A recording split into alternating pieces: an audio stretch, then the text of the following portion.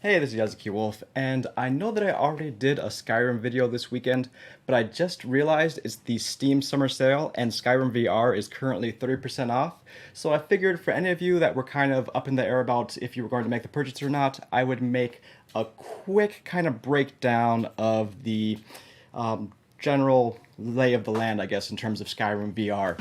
If you look at the Steam page, you will notice that it has mixed reviews.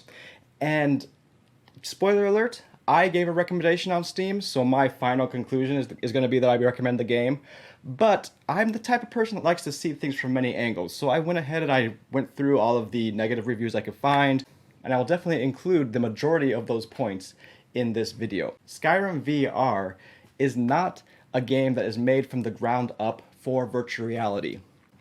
And so inevitably you're going to have some issues, particularly the user interface and user experience is definitely not the most immersive type of interface for VR.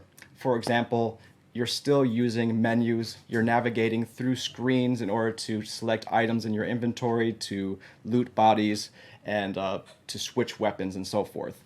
And that is something that I saw come up many times in the Steam reviews. Also, the combat has issues. Archery works more or less perfectly, but melee combat has issues, and I have a video that goes into detail about all those issues, which I will leave a link for below. But in a nutshell, let's just say that your controller inputs that you would use in a regular game have been converted to gestures. So a gesture like this is translated into an attack input, and a gesture like this is translated to be a guard or block input. And it's not like a game such as Vanishing Realms and possibly Gorn. I haven't played that myself, but I hear good things, where there are actual colliders on the item that you're holding that is a shield and the item that you're holding that is a sword or whatever other weapon it is. And those colliders are interacting through real physics.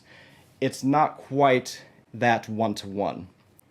I personally feel that a lot of those issues are things you can get used to and you can adjust your playstyle and still enjoy the game thoroughly, and I talk a bit about that in my video, but it's still something to be aware of if you're considering the purchase.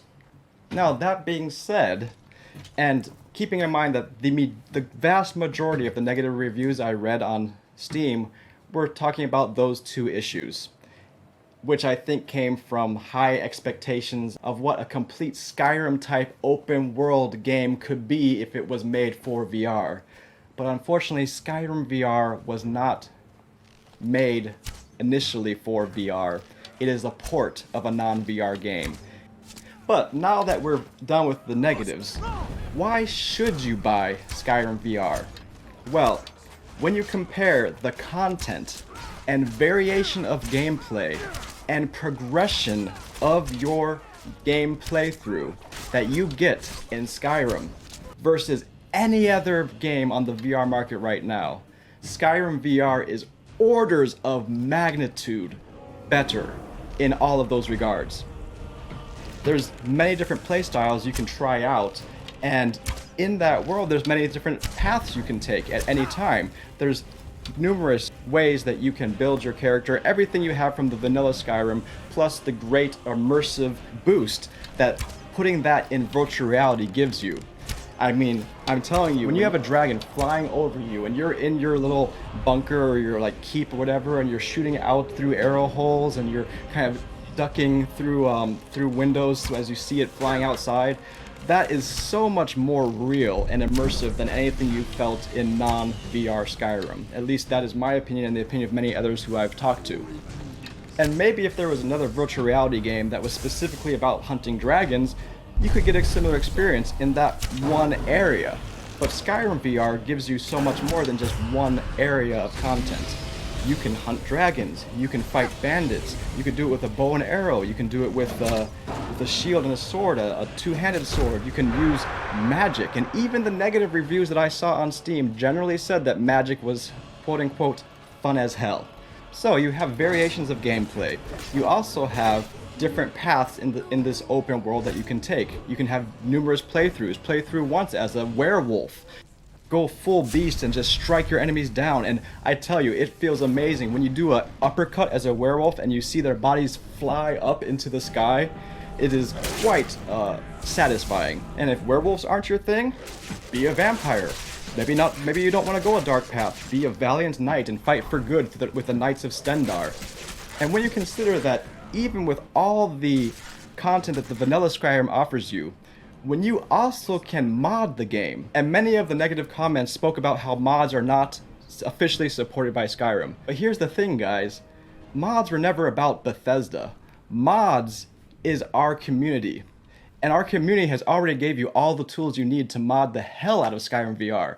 There are Excel documents that the mod community has put together themselves telling you what mods work, what mods don't work, like guides about how to put it together. It's all there. I even have a guide about a very quick and simple way that you can set up your Skyrim VR to be moddable with Mod Organizer 2. And this one doesn't even require any tricks because Mod Organizer 2, it does officially support Skyrim VR. And once you have mods, a lot of the issues that you might have with the original Skyrim can all be adjusted. I'm going to make a video soon where I'm going to talk about how I made combat the perfect experience for me in VR.